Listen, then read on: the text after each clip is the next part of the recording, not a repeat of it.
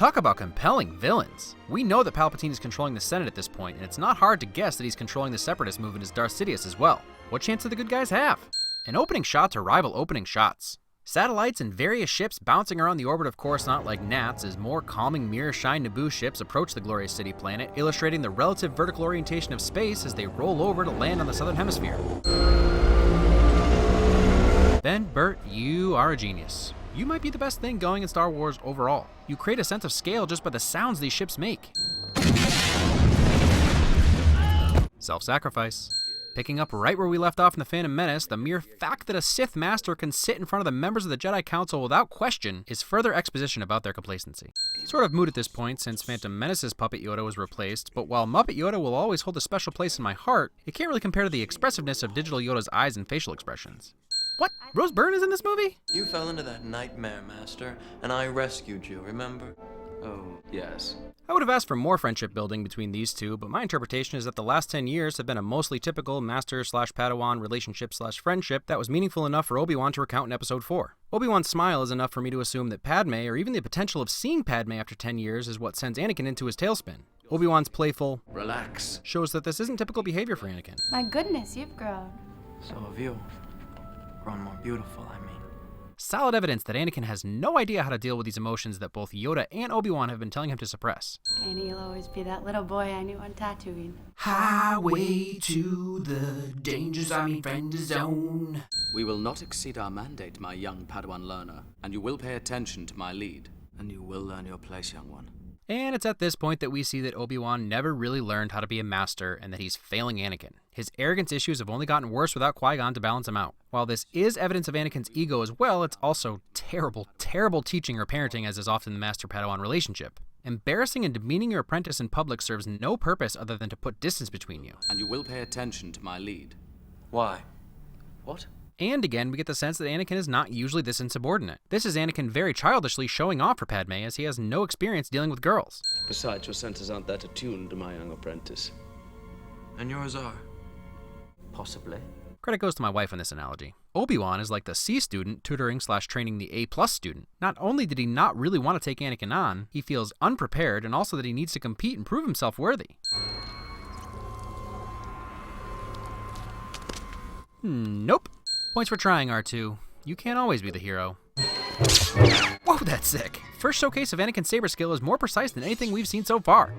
Remember when Yoda accused Luke of being reckless, and then Obi-Wan was all like, "So was I, yo, if you remembers," or something like that? That's how Anakin has talked, right? So, yeah. Also, this plays back to the insecurity about just being shown up by Anakin in Force sensitivity. Hey, another Doug! That's definitely not Sebulba, because it's racist when you assume every member of a particular race is a character you've already met. Bunch of racists out there. Saving your ungrateful master. What took us so long? X-Wing being chased by 3 TIE fighters. Seriously, it's right there.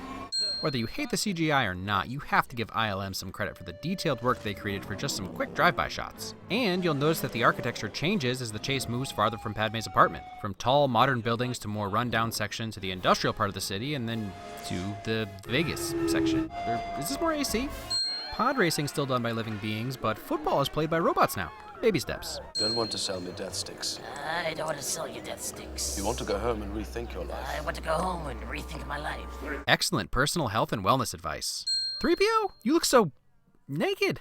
The prequels, this film in particular, get flack for being too clean and shiny because of the blue screen environments. Simple thing, but I feel the need to point out that this back alley is dirty and filled with trash. Your patience has paid off. Your guidance more than my patience. Darth Vader is partly a victim story. Without the right guidance from the master he yearns for approval from, he was easily manipulated by a powerful Sith who not only would allow him to indulge his darker urges, but also inflates his ego. You are the most gifted Jedi I have ever met. Now we can compare Palpatine's office to that alley and something feels off, right? We're not used to everything being so clean. But this is the peak of civilization on a city planet. I guarantee there are more cleaning droids per building than living beings. Even more powerful than Master Yoda. And that explains where he got this from. Would rival Master Yoda as a swordsman. I thought I already did. His abilities have made him, well, arrogant. A flaw more and more common among Jedi.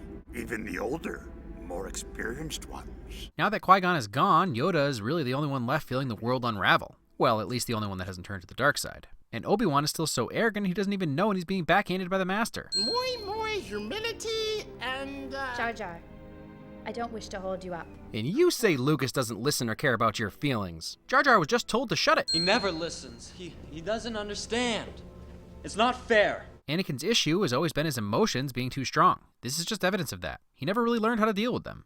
And a star was born. 12 parsecs outside the Rishi maze. Silly CGI character. Parsec is a unit of time. If an item does not appear in our records, it does not exist. When Jedi librarians start getting snooty, maybe it's time to clean house. So you might say that we are encouraged to love. Some good old dark side rationalization. You're exactly the way I remember you in my dreams. Okay, so just the slightest bit of defense for this love subplot. Women have fallen for worse. Whatever your personal opinions on Anakin's appearance, women seem to adore him. Well, at least Lucas's daughter and Jar Jar do. Maybe that's just his Jedi aura. But also, if you shower someone with attention long enough, they may eventually give in. Well, that gives credence to Obi-Wan claiming to have been trained by Yoda in the original trilogy. In a universe filled with deserts, cloud, water, and volcano worlds, Naboo is like a perfect idealized version of Earth, with exaggerated features. And it's depicted even more beautifully than in Phantom Menace. This is a perfect example of blending real environments with just a little CG enhancement. Oh, Anakin's not a Jedi yet. He's still a Padawan learner. Well, now we know the real reason he force chokes her out on Mustafar. Just kidding. No one should ever force choke a woman. Gotta say, this is a really inventive way to achieve lightspeed travel with a small ship. The Kamino Winds are an extremely interesting addition to Star Wars. The insanely sterile white interior is as if they all have seasonal affective disorder and literally feed off of the light, which would make sense on a planet where it seems to rain and be dark 24/7. The contrast is beautiful, and they're an elegant and unique alien race with very fluid, sing-songy speech patterns and movements. And Obi-Wan's entire time on the planet is uneasy. Sure, they're acting nice and sweet, but are they going to try to eat him at some point? Who knows? The Ewoks were pretty vicious. Costume designers, hair and makeup artists, pretty much all the people that made up Padme's team are getting a win. Everything she wears is beautiful and her hair is always in some fancy schmancy updo. Yikes. Here everything is soft. You're traveling together, her life is in danger. He's basically Kevin Costner to her Whitney Houston, and he's constantly complimenting and making inappropriate advances. Eventually you're going to give in, right? No? Okay, so here's a better theory. He's been Jedi mind tricking her unintentionally from the beginning. He's made it clear that he wants to be with her, and he's more powerful than even he knows. I mean, his hand is up right before they kiss. You gonna use one of your Jedi mind tricks on me? They only work on the weak-minded. Well, unless you're Darth Vader. I don't know, it's a possibility. Maybe not complete mind control, but strong influence. Jedi mind control has to be a continuum more than an on-off switch, right? Dark curly hair, dreamy eyes. Alright, I get the picture. He displays jealousy, she clearly wants him to be jealous. And this conversation thread can only come about from talking about love and relationships, which is the second time they've done so. So as crazy as it seems, she's been harboring feelings for him as well. She's just a little older and doesn't wear her heart on her sleeve. Well, then they should be made to. Vader shadowing. Also Leia buns. See, this is the stuff I love. Let's have a bird that looks like a pterodactyl, but it can also swim underwater. I'm just a simple man trying to make my way in the universe. Honesty. Love that little subtle look into the closet to see Jango's bounty hunter gear. Fun scene in general. They're both so polite to each other, but Jango knows Obi-Wan, and now Obi-Wan knows Jango. Just a fun spy versus spy game.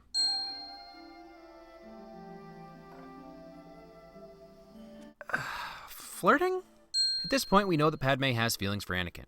From the time they arrive at the Naboo Lake House, you can tell her guard is down. She doesn't rebuff his advances, she engages in flirting, and even though she says this, just not possible. She put herself in a room alone by a fire in the dark and sits on the same couch as him and also says, it'll take us to a place we cannot go, regardless of the way we feel about each other.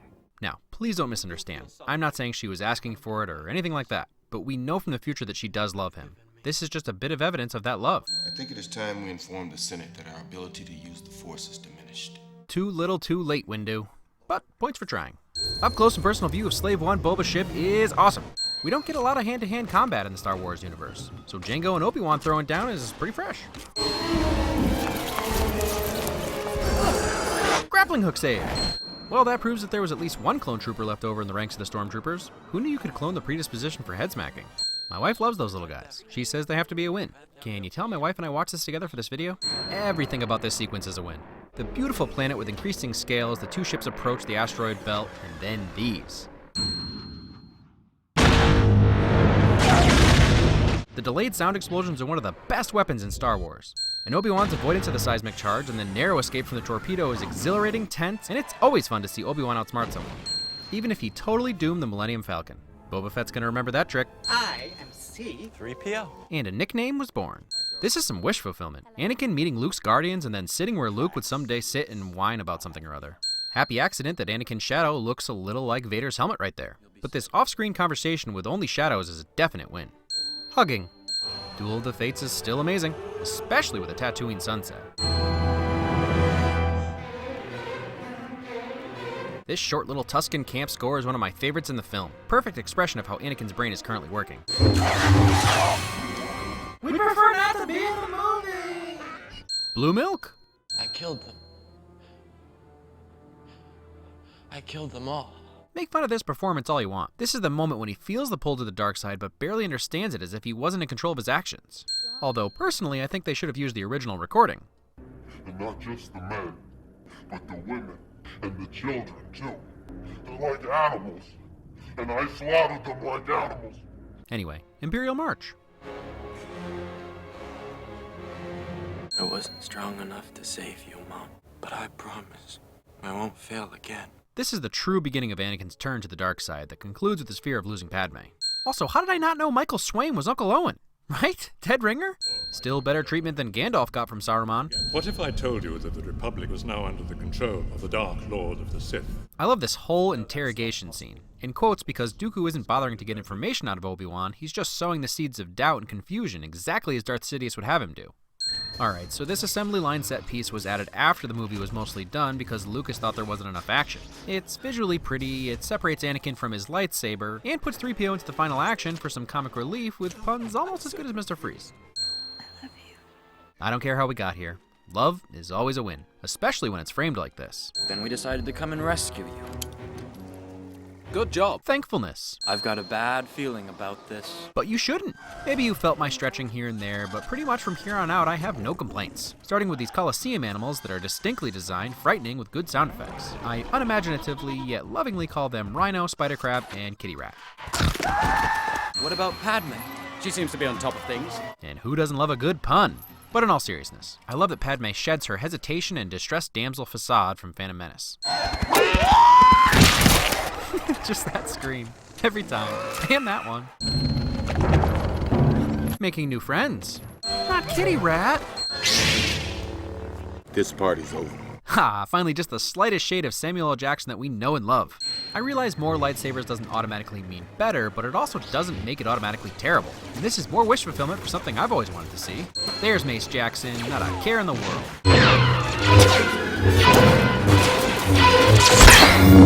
But really, I don't know what I like more. Samuel L. Windu's nonchalance and ease of dispatching, or the fact that Lucas essentially threw a little sly callback to Boba in there. This is such a drag. I'm quite beside myself. See? Puns for the win. Homer Simpson pilot? And a fan-favorite character was born. But stop playing with your dad's head. This is about as Star Wars has ever been. And getting to see where the Clone Wars that Obi-Wan mentions in the future started is really satisfying. Wait, the Geonosians drew the plans for the Death Star? Does that get retconned in Rogue One? People from the future, tell me what happens. No, stop. I'm just kidding. No spoilers. So, there isn't a single live-action clone trooper in this film. They never even made a suit. But ILM did a great job of grounding them and making them look dirty and battle-worn. Clone teamwork. B- for execution, but an A for effort. A really cool idea. Master Kenobi, you disappoint me. Yoda holds you in such high esteem. This has almost nothing to do with this movie, but you know how everyone was upset that Finn holds his own with Kylo Ren in Force Awakens? Just pointing out that dark side users have a tendency to toy with their adversaries. Saving your seemingly more grateful this time master. Even the briefest amount of double lightsabers is a win. Execution B+ this time and an A+ for effort. Lighting their faces with only lightsaber light is a nice touch. You gotta love that Yoda just discards whatever Dooku throws at him as if a telekinesis throwing match is beneath him. Much to learn, you still have. Okay, that's an awesome line as he takes in the Force lightning. It doesn't bother me that Yoda can harness the Force for a brief time to fight like a maniac and then goes back to his cane. But have you ever considered that he absorbs that energy and then uses it? No?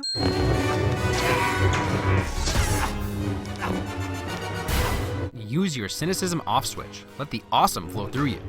This duel gives a whole new meaning to that time Yoda asked Luke about his size mattering. Saving these idiots. And they continue to add fun new hyperspace ships. This Solar Sailor is sleek. Not victory, The shroud of the dark side has fallen. Finally, Yoda gets it. While this film doesn't do much in terms of rivaling Empire, this ending is pretty epic and ominous. Even the wedding that should be a happy occasion has the sting of failure in the Shroud of Darkness.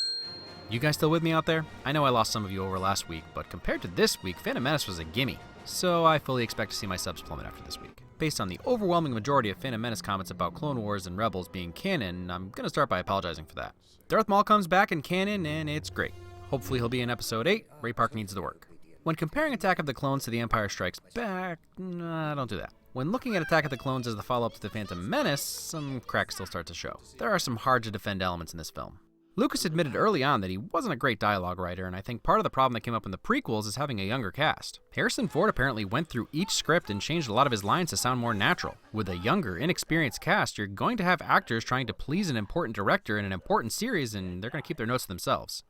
Underdeveloped love story and the occasional distracting CG environment aside, my question remains, was I entertained? I wasn't lying when I said I watch all the prequels every few years. There is a lot of fun in this film, the overall story is solid, and the final result totally works for me. They're in love, the Clone Wars have started, Boba Fett is created, and Darth Sidious is just playing everyone like a fiddle. I mean, he is the man bat, he's bad man. Something Attack of the Clones does well is split the movie into a mystery detective story with a basic love story and then merges them together in a believable way so everyone's back together for the final act. The weaker side is obviously the Naboo love story. People hated young Anakin Skywalker, but no one knew how much they'd hate teenage Anakin. As I pointed out already, we're getting a glimpse at a completely unsocialized teen with raging hormones. Force moans. He says himself. I've thought about her every day since we've parted. So it's not like any other females were throwing Anakin off his game. Not only was it a new issue for him to deal with, but Obi-Wan also had no clue what to do with Annie's feelings for Padme. I get the feeling not many Jedi had to deal with this at all. And man, was Obi-Wan not the one for the job. Their relationship is tense. It seems to be something that has recently started as Anakin is coming into his own and realizing his potential. Because Obi-Wan is a bit envious of his power, he does actually seem to try to hold him back as much as possible. He never adapts his teaching style to his student. He only publicly flogs him in attempts to put him in his place, going so far as to threaten expulsion from the Jedi Order for trying to rescue Padme. I feel like I should make it clear that I still love Obi-Wan. I've been hard on him, but he's this way by design. He was put into a crappy situation with a Padawan destined to be Darth Vader. He can only do what the Jedi Council has taught him. Unfortunately, as I'll get into more next week, they're ultimately wrong. I brushed over Ewan Mcgregor last time because everyone agrees he's great, but he really got a chance to shine out on his own this time, even in moments when he's sitting alone in a room with blue floors and blue walls talking to himself. He also sells Bad Mentor really well, and a lot of what he does says and ties nicely into Alec Guinness's performance. Hayden Christensen is a good actor who is given dialogue ranging from weak to laughable, and he really did the best he could. Go watch Life is a House and Shattered Glass if you don't believe me. I also love Jumper. As far as being bratty and whiny, all the Skywalkers whine. Every single one. And personally, I think he sells Torn Between Light and Dark pretty well. He's no Adam Driver, but who is? Natalie Portman was able to shed her queen makeup and monotone delivery and prove she can carry a scene even with cringy dialogue. And Padme is a capable, resilient character that girls can be proud to look up to. Mostly. They simplified the political plot a little this time around Palpatine grabbing power through creating a civil war. It's genius, really. I know praising the bad guy seems anti-win, but since this is in large part his story, it's fair to say that he's a well-crafted character. Just the right amount of saccharine pandering as the Chancellor while he finishes the movie full Emperor, rubbing his hands together and stroking his white kitty. Not this kitty. This kitty died. I didn't get too much into it in The Phantom Menace because I had a lot to talk about, but there are some shots in Attack of the Clones that rival anything we've seen in Star Wars before. You can't deny the world building, and every once in a while we get a beautifully framed shot lit just right, and there is some truly magnificent CGI. I have one more thing to say about Lucas. Maybe he did make the prequels solely to sell toys. But not only did he listen to your complaints about Jar Jar, he put Jango and Boba Fett's origin in this film solely for you, because you thought Boba Fett's brief bounty hunting was cool and were pissed that he went out like a sucker. At least his father died with some honor. Never mind.